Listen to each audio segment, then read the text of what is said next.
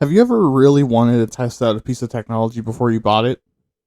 Or had a research project to do and you can't find the specific article you're looking for anywhere? Is there a book you're not sure you'll like and didn't want to spend the 40 bucks on it? Or hell, do you need a meeting room but can't find one anywhere? Well, what do you know? There's a solution for all of these in one place. Yep, that's right. Your local library. Wait, hold on. Don't leave yet. This episode is a lot more interesting than you think. Libraries are incredibly important, and don't try the door. It's locked. But, okay. Why don't people seem to care about libraries? What can they even do, and how do we keep them around? And most importantly, how do I keep you from trying to get out the door? All on this episode of Why Aren't You Talking About This?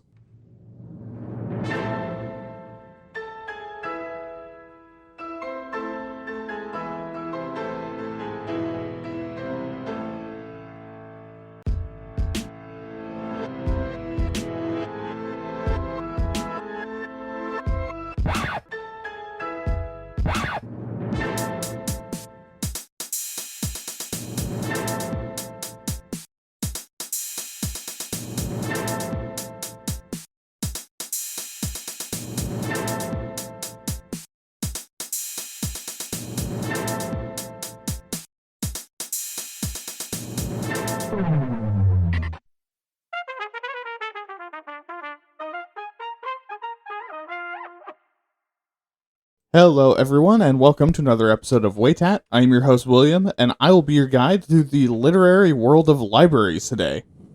A topic that is as important as it is ignored. But before we get into that, I just want to thank you so much for listening. It means the world to have my voice in your ears and my fingers in your nose. Don't ask how they got there, they just are. Don't think too hard about it, but you really gotta clean up in here a lot more. And make sure to keep spreading the show, telling your friends, families, enemies, rivals, and also send in emails to give me future episode ideas, feedback, and tell me your stories like I tell you at the end. We don't have any updates for today. Just make sure to keep watching Winkashka and supporting Mystic Luna. Also, I am still planning on doing a bonus episode. So keep an eye out for that when it comes out. That is going to have some YouTube exclusive visuals for it. So also make sure to check that out on YouTube. Let's see.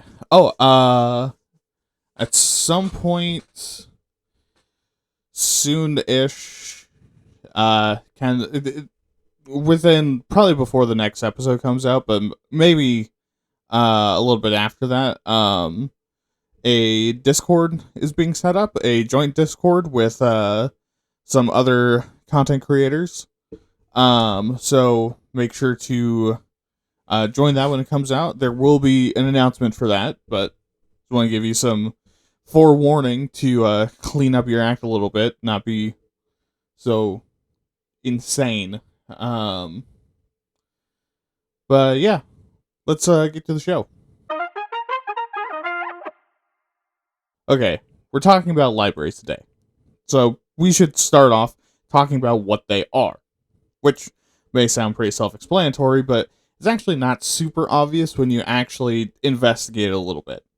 So, put simply, and this is what a lot of people will think of, libraries are places that contain collections of books, film, music, and magazines for people to read, borrow, and use for reference. Which, yes, but there's a little bit more to it depending on the kind of library. Like academic libraries that serve universities and colleges, so they have a lot more archived information and a lot more subscriptions to journals. Public libraries, which are open to people of all kinds, and that's the one we're going to be talking about for this whole episode, so we'll be back to that soon. School libraries are for K-12 students, so a lot of times they have more books than anything else, and a computer bay. Community libraries are established by and maintained by the local community rather than by the government, so a lot of times those just have books, or they have very specific things that community decides that it needs. And finally, we have special libraries, which, again, not as impressive as it sounds. These are just libraries that aren't in any other category, and is mostly libraries established by private organizations for their own reference. So, like, for example, I don't know if they actually have one. Like, say, like, the Coca-Cola company wants to have a library at their headquarters for people to reference their history. Well, their library is just history of the Coca-Cola brand, and probably, like, some reference information, maybe some, like, personal enrichment things, probably a training center, but it's not the same as other libraries. But, yes, we're going to be focusing on the public library. And again, it might just be tempting to say that public... And again, it might be tempting to just say that public libraries, and I'm sure, and I'm just going to say libraries now, are just places where books sit. But you'd be wrong. Most people would be, so you're not stupid and wrong. But there's 5 things all public libraries need to be considered a public library. First, they need to be supported by taxes, donations, and overdraft fees. Second, they're governed by a library board, which are a combination of volunteers and appointed people in the government that oversee and determine how libraries in their jurisdiction operate, including budget, community events and engagement, planning, and policymaking. Which sounds boring as fuck, but hey, someone has to do it. By the end of the episode, you might want to even sign up to be on that board. In the US, it's county by county. And third is that they're open to all members of the community. Fourth, they're voluntary to attend, which sounds silly and dumb for that to be a rule, but think about it. Is it really a library if you're forced to go, or is it a prison with books? And finally, their services are free, which, again, makes sense. But then what do libraries actually do? Well, regardless of what your registration status is with them, you can come in and read their books, access their computers, and talk to their librarians. Additionally, you can privately access information with full First Amendment protections, because libraries aren't legally required to tell anyone what you've checked out or what you're looking at, which is pretty necessary, especially now. But if you have a library card, a process where you basically show them your ID and you fill out a form, crazy hard, I know, there's a lot you can do. Like borrow library material for a period of time, usually about 3 weeks. Also, you can put items on hold and request items from libraries nationwide to be delivered to your own library. Usually for free, but sometimes with a small charge. You can also access materials within the library for research, use private study areas, use the internet and take basic computer literacy classes, and access online resources that require subscription to scholarly or scientific journals, which would have been especially helpful to know before I started the show. Sounds like I have a new workspace. And as part of this, you can ask for help from librarians to understand and contextualize information you find and get help finding the next point on the information web, which is super helpful. You also get access to archives and reference collections, but you can also use the libraries to network for business and as a resource for your business. You can host and attend programs for children, teens, and adults, like classes, lectures, concerts, author talks, SAT prep, life skill classes, programming, book clubs, karaoke, story times, arts and crafts, performers, animal handlers, and musicians. Libraries also have the explicit goal of promoting cultural diversity and making sure everyone feels safe and comfortable by providing a wide range of opinions and information, and also providing community-specific needs and serving as emergency and community health sites, like providing vaccines. And it's also pretty common for like disaster relief places to look at local libraries first to set up in and to gather people at. Basically, public libraries are everything the right-wing politicians hate. Or pretend to hate, because let's be real, they don't give a single fuck. They just want to grift you. But yeah, that's the basics of libraries. Which, again, is a massive list of things that they do, especially compared to what people think they do. basically all of us, me, you, your mother, we can all use public libraries and honestly probably should. So let's talk about how we got there. Alright, in this history section, we gotta hit up our favorites first, because, yep, basically all our classic history sites have libraries. Starting in 2600 BC, when the first libraries ever are created in the archives of temples in Sumeria. These first libraries were the reason why we went from prehistory to history. And much of the very, very ancient world did the same thing, including our favorite, the ancient Egyptians. But why? Well, it's basically because the priesthood at these times were both well respected and often knew how to read, write, and store writings. So they'd usually hold on to whatever knowledge was considered important. However, I personally think it was more than that, because think about it. If you're an invading army from a culture with the same gods, are you really going to piss off Osiris or Baphomet or fucking Athena because you decided that you wanted to burn down a temple and stab a priest in the spleen? No. No, you wouldn't. I sure as fuck wouldn't. Anyways, the Achaemenid Empire between 550 and 330 BC found a fuck ton of libraries, using them to keep records of administrative documents and collect information and resources on a lot of topics, like medicine, history, philosophy, and math. Also within the similar time period, somewhere between 323 and 283 BC, the Library of Alexandria is built. Maybe. We don't know when exactly it was built, but we're pretty sure it was somewhere in there, because that's when it started being referenced as a thing. But regardless, the Library of Alexandria held a ton of scrolls filled with a lot of history, math, science, and culture. But then in 48 AD, after a few decades of steady decline, the Library of Alexandria was burned. But this wasn't intentionally done out of ignorance or because someone hates books. Instead, this was because while the city was besieged during Julius Caesar's civil war, and to cut off communications and block the fleets of Cleopatra, he set fire to the docks, partially to stop them from landing, which spread from the docks to the neighborhoods around the docks, which then spread to the library.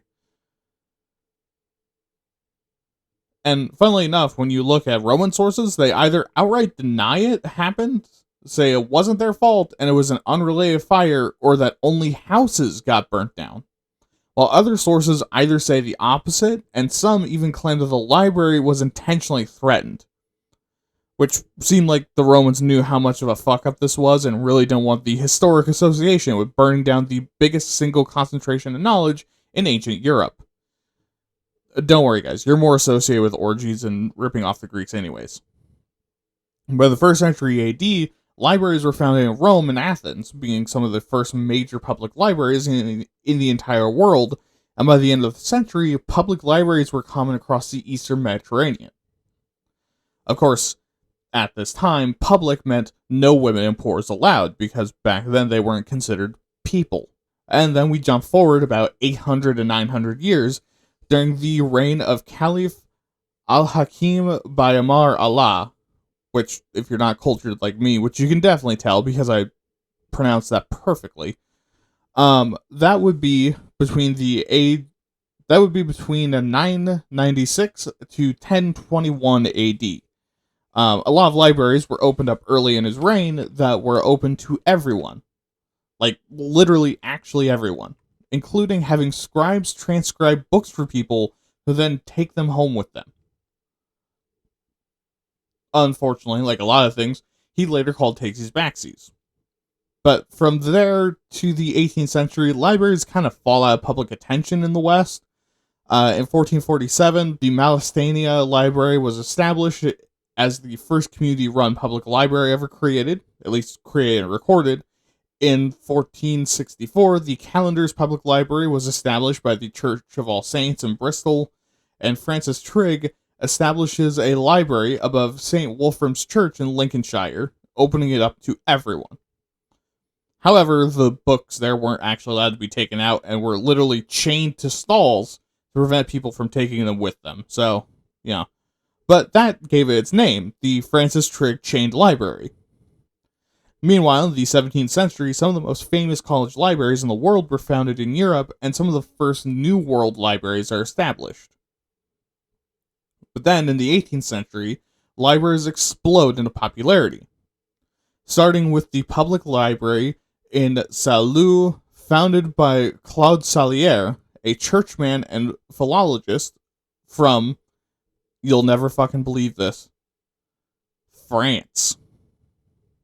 And he ran it from 1737 to 1750. In 1747, the Zalewski brothers founded their library in Poland, one of the first public libraries in Eastern Europe, which they ran until 1795. Across the 18th century, libraries and lending libraries became increasingly common, with a lot of libraries that were previously closed door becoming more public and open, and allowing lending and copying books for the public. By the middle of the century as well, to help offset costs, the practice of commercial subscription libraries came out in especially secular literature. These were basically libraries where you paid a subscription to be a member, and then you could lend books freely. And many of these subscription libraries were meant for cheap, quickly moving books, making unbound, small books common, similar to the modern paperback. And books continued to become more expensive until public government-backed libraries began to pop up around the world, especially in English-speaking parts of the world. And over time, as the novel became more and more popular amongst all people, and women in particular embraced reading and writing, libraries became even more popular. However, because of this and the secular nature of some of the most popular libraries still had more opposition to them. Which, considering how much some people fucking hate libraries, seems to have never gone away. In 1797, Thomas Wilson wrote The Use of Circulating Libraries, warning that libraries can remain open unless it's over 70% fiction. Which, funnily enough, was actually a pamphlet on how to start your own library. Jumping forward to 1835, and supporters of the temperance movement in the UK were looking to solve the reasons why people were drinking themselves to death, which, compared to the US, is extraordinarily forward-thinking. Which, I know, not hard. But it was especially for the poor, and, I mean, look, clearly, there was no reason for a 19th century poor Brit to be drinking heavily. But Francis Place, a working class advocate, spoke up about this, believing that having public libraries and reading rooms would help a whole hell of a lot. Because for most people that were bored and overworked, there wasn't really anything for them to do to relax but drink. And as he presented this, museums became lumped in too. And in 1845, the Museums Act was passed, giving local governments the ability to found libraries and museums. And while initially there was pushback about including libraries into this, and allowing the filthy poor to be able to read and learn something that might make them angry about their lot in life and create social agitation, and concerns about higher taxes and stepping on the toes of other institutions, it still went through. But over to America briefly, because our history of libraries is very short. In 1747, the oldest lending library in America was founded, called the Redwood Library and Athenaeum, founded by Abraham Redwood in Rhode Island. But during the Revolution, since it was used as the British Officers' Club, over half the volumes were lost. Luckily, by today, most of them were reclaimed, so hey, if you have some very, very old books, you might want to look into them. And we don't really pick it back up until 1833, when the first modern public library supported by taxes was founded in Peterborough, New Hampshire, the Peterborough Town Library. However, it was a very small one, like the size of a small house. 21 years later, the construction of the Boston Public Library is completed, one of the first major public libraries in the U.S. In the later 19th century, libraries spread across the world incredibly fast, again, especially through the English-speaking world, and the U.S. was no exception. For the U.S., in the U.S., Andrew Carnegie helped fund a lot of libraries, but many philanthropists donated massive amounts to help keep them open, both money and books. And by 1929, 1,689 Carnegie libraries were built, and by 1930, half of all public libraries were founded by Carnegie. But with that, let's talk about the here and now. So let's start off with some stats before we get very specific. So worldwide, we have a total of about 2.8 million libraries. And of those, 79.9% are school libraries and only 14.5% are public libraries. And of those libraries, 369,000, nice, have internet access. Which, all things considered, isn't that bad. I mean, sure, more libraries would be good, but we gotta admit that we're doing pretty well. Now, those libraries are dealing with, on average, 1.1 billion registered users, mostly to public libraries, coming in person about 5.4 billion times, taking loans 7.6 billion times, and 14 billion electronic loans every year, to a staff of 1.6 million full-timers and 623,000 volunteers. So, just for the ratios, that's about 329.85 million people visiting per library, with an average staff of just over one person, dealing with about 7,500 loans a year.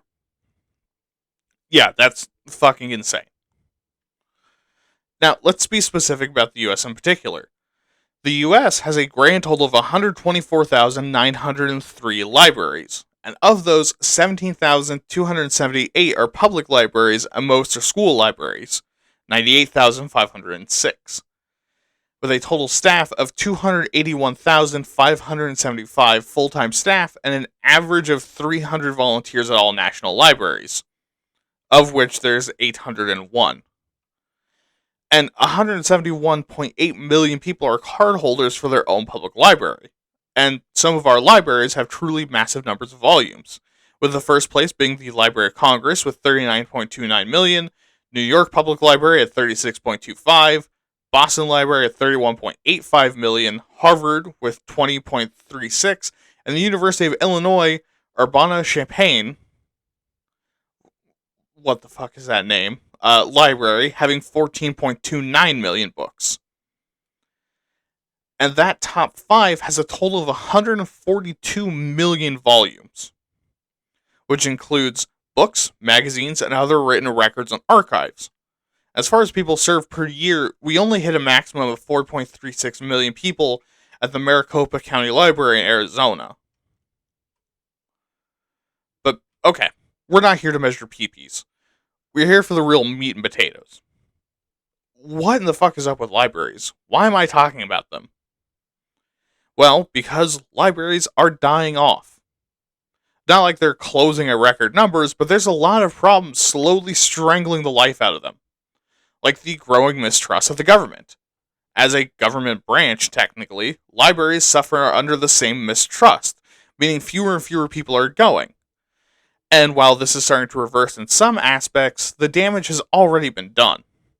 And attached to that is the erosion of faith in objective information, meaning people don't see libraries as houses of knowledge and objective fact, instead seeing them as places of oppression, falsehood, and the center of conspiracy, which undermines the actual benefits gained by going to libraries, and therefore reduces the number of people going in the first place. And with declining civic engagement, libraries are receiving less and less visitors and even less help in volunteering.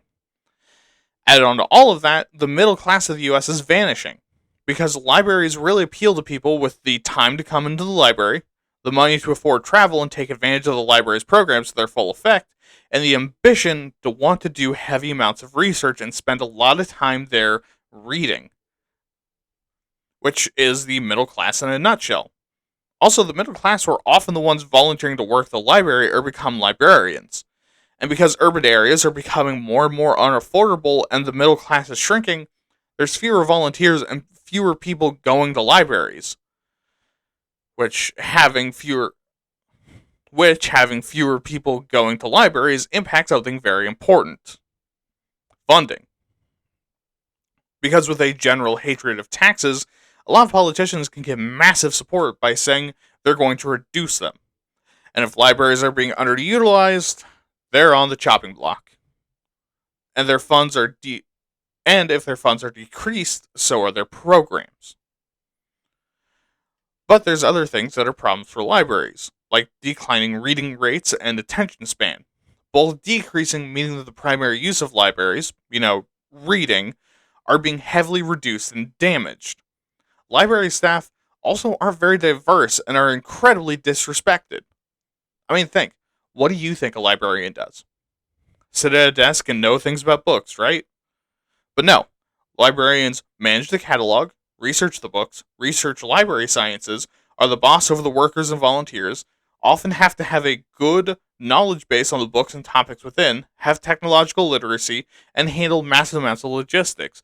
And that is just surface level. That's not even from someone that studied library sciences. They're highly trained professionals and often require years of education, and most public library librarians require a master's degree in library sciences to even get in the door. But it's a career field that most people don't even consider, and generally, libraries are seen as boring places where books sit and collect dust. But that's not true. Remember all the things they have as resources. But because people aren't interested in being librarians or taking the time and effort to do something that incredibly taxing, there's fewer and fewer qualified librarians. But, okay, let's see if the court of public opinion can save us. Now, you should probably know better. The court of public opinion is probably not going to help. So, let's start off with some general thoughts. 55% of people view libraries as essential institutions, and 53% of them see libraries as the pride of their community. 58% believe libraries advance education, and 51% believe that they can enhance their quality of life, while 49% say that they provide invaluable community services. All of which are good signs. Even better when people overwhelmingly disagree with the ideas that the internet is equivalent, bookstores are easier sources of books, and are unnecessary in the age of the internet. And a lot of their foundational services are seen as important, like having quiet areas, providing computer and book access, having a wide range of materials, being convenient, and providing Wi-Fi, all having over 60% agreement that that is a beneficial service that they provide. So, when does this break down? Well, the community aspects. Only 44% of people see libraries as a gathering place. 48% of them 48% see them as offering enrichment you can't find elsewhere, and 30% see them as a community hub. And of people who actually go, less than 40% go to community meetings or library organized events. So yeah, people think libraries are important, but won't put their money where their mouth is, which is only reinforced on the funding side of things, because 58% of people say that they'd support their local library, and 61% say they'd support a fundraiser. And it's commonly believed that 59% of the funding comes from non-local sources and taxes. But when asked if you'd increase taxes to support libraries, only 35% of people put their money where their mouth is. And 89% of all funding comes from the local community. Between 2008 and 2018, the court of public opinion turned against libraries hard. And again, while it's starting to repair, it really hasn't changed much yet, with people rating libraries 9% lower on free access to books and technology, and 7% for free access to computers and internet. 7% lower again for having quiet areas to work, and 8% down for having the right staff. And when it comes to kids, 20% fewer people see as a good resource for children, and 9% fewer see as good for kids with school. But a startling 12% more see libraries as less important for children. All of this is troubling and should be, because libraries are incredibly important places that are amazing resources. And unfortunately, there's not really any objective solutions I found. Those issues we were talking about? Yeah, they're really easily fixable and don't just affect libraries. But I think I have an idea. Let's go to the soapbox. Alright, so what's this genius idea to save the library, like those 80s movies about saving the community center? Well, actually basically just that. See, libraries aren't treated like community centers. They're treated like places that just kind of exist. I haven't heard about anyone going to libraries in a long time. But when I was a little kid, libraries were fucking magical. I remember going to the Salem Public Library on the weekends, playing in the kids' center and looking at the books and being fascinated by the computers, walking around and seeing these massive corridors of books. I remember in high school I used the same library to check out books for a presentation I was doing because I complained to my dad about not being able to find a trustable online source. So here's my solution. Need a neutral location to meet up for business? Check out a room at your local library. Need a place to hang out with friends because your apartments are trashed? Library. Have a burning question you can't find the answers to online? Library. Ask a librarian. You can't afford to go somewhere cool that your nerdy-ass 4th grader would like. Take them to the library. They'll love it. Trust me. Do you need to pop in somewhere to leech some Wi-Fi or need a quiet place to work real quick and get some work done or answer emails? Skip the cafe, go to the library. You don't even have to buy anything. Have a print job you want done or want to test out some technology? Library. Basically what I'm saying is that if we want libraries to stick around, which, trust me, we fucking do, we need to use them. We need to revamp their image. Because libraries aren't just boring old places that stack books to the ceilings, staffed by old women who barely know what's happening. I volunteered at a library as part of a career program in high school. And guess what? It's way fucking cooler than you think. Especially for a nerd like me. And if nothing else, if you're listening this far, you know how important knowledge is and how important history is.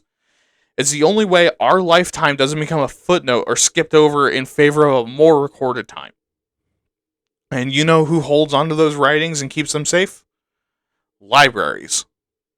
But they are so much more than that. There's so much they provide, and so much you can use the resource for. So surprise, that's the point of this episode. To remind you, hey, your local library exists, dickhead. Go there.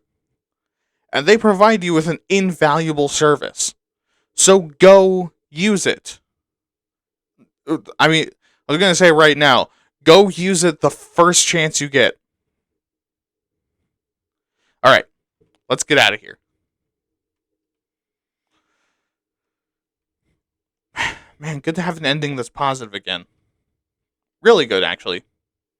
I mean, even though it should be a no-brainer that we need libraries. Anyways, if you have opinions, advice on how to make the show better, what you plan on doing in your local library, why you think libraries can be replaced by bookstores, and other dumb thoughts I will make fun of you for, your opinions, and really anything else you want to tell me, make sure to email me at waytatpods@gmail.com. That is waytatpods@gmail.com. Remember to check out my other podcast, Waytat Nerd, where I do similar things, but with nerd topics like fantasy, sci-fi, role-playing games, etc., where I hope you'll like the topics just as much. And also remember to follow me on Twitter at waytat_pods for more episode announcements. Have a good night. Don't murder. Have fun. And remember, tip your librarian. They really fucking need it. This has been Why Aren't You Talking About This? I've been your host, William. Good night.